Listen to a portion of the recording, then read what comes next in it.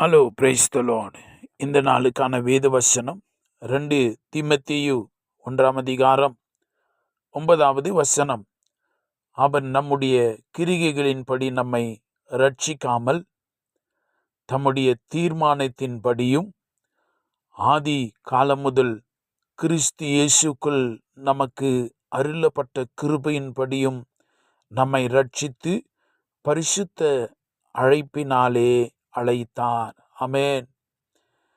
மகிமையின் தேவன் மகா பெரியவராய் இருக்கிறவர்.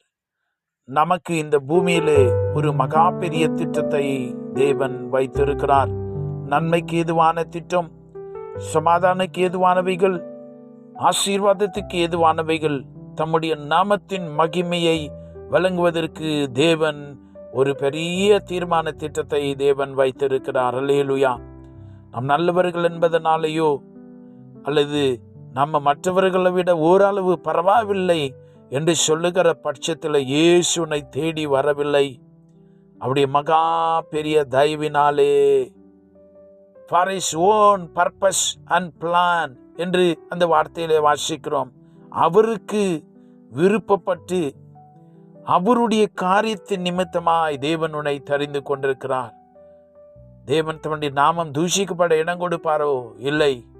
இன்னைக்கு நாம அந்த திட்டத்தின்படியே செயல்படுவதற்கு நம்மை ஒப்பு கொடுக்க வேண்டும். God has his own purpose and plan for every individual. நம்ம அந்த திட்டத்தில் நிற்க வேண்டும். தாவீது கோலியாத்துக்கு முன்னாடி நிற்கிற பொழுது அவருடைய அண்ணன்லாம் கேட்டாங்க, உன்னை பற்றி எங்களுக்கு தெரியாதா? இருக்கிற அந்த கொஞ்சம் ஆடுகளை யார் வசத்தில் விட்டு வந்தாய்? அப்படிதான் பிசாசு நிறைய பேர் லைஃப்பில் அப்படி குறுக்கிடுவான். அந்த திட்டத்திலேருந்து உன்னை வெளியில் தள்ளுவதற்கு, கீழே தள்ளுவதற்கு, டீரெயில் பண்ணுவதற்கு நிறைய பேர் ஓடி போயிடுறோம், திரும்பி ஓடி போயிடுறோம். ஆனால் தாவீது அந்த மகிமையின் தேவன் என்னை கொண்டு வந்திருக்கிறார், அந்த நாமத்தின் மகிமை இங்கே வழங்க பண்ண போகிறார் என்று சொல்லி அங்கே அவன் உறுதியாய் நின்றான். அல்லேலூயா.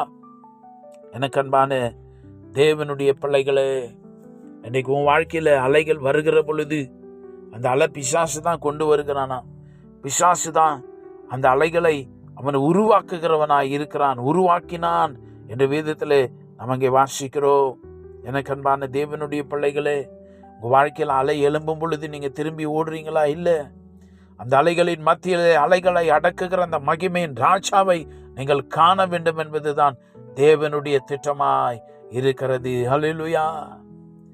நிறைய பேர் பர்திமேயை எப்படி மனிதர்கள் அதட்டினார்களோ, இன்றைக்கு பிசாசு பல ரூபங்களில் வந்து உன்னை அதட்டுகிற பொழுது, நீ தேவனை ஆராதிக்க துதிக்க கூடாதபடி உன்னை மிரட்டுகிற பொழுது நீ அப்படியே சைலண்ட் ஆகி போற. இல்லை, நீ துதிக்கிற பொழுதும் ஆராதிக்கிற பொழுதும் அந்த தேவனுடைய மகிமையை, தன்னுடைய திட்டத்தை உனக்கு வெளிப்படுத்தி தான் யார் என்பதை நிரூபிக்க வேண்டும் என்பதுதான் தேவனுடைய தீர்மானமாய் இருக்கிறது. அல்லேலூயா.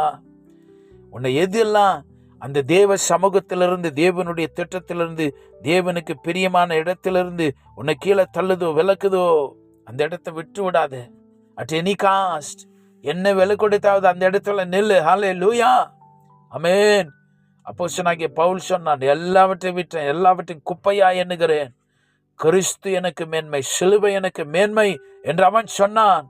Because for that plan and purpose of God chosen him for something. உங்களையும் தேவன் அப்படிதான் தெரிந்து கொண்டிருக்கிறார், பெரிய திட்டத்தை வைத்திருக்கிறார். நீ சின்ன ப்ராப்ளத்தை பார்த்து அந்த பெரிய திட்டத்திலிருந்து விலகி ஓடுகிறாய். தேவன் உன் மேல ஒரு பெரிய ஆசீர்வாதத்தை வைத்திருக்கிறார். அல்லேலூயா. நம்ம நல்லவர்கள் என்பதாய் தெரிந்து கொள்ளவில்லை, அந்த கிருபை உங்க மேல வைத்திருக்கிறார். அல்லேலூயா. நீ சின்ன ஒரு மயிர் இழையில நீ தப்பித்து ஓடிக்கொண்டே இருக்கிறாய். அகேன்ஸ்ட் காட், தேவனை விட்டு ஓடி போகிறாய், அந்த திட்டத்தில் இல்லாம ஓடி போகிறாய். What is derailing you?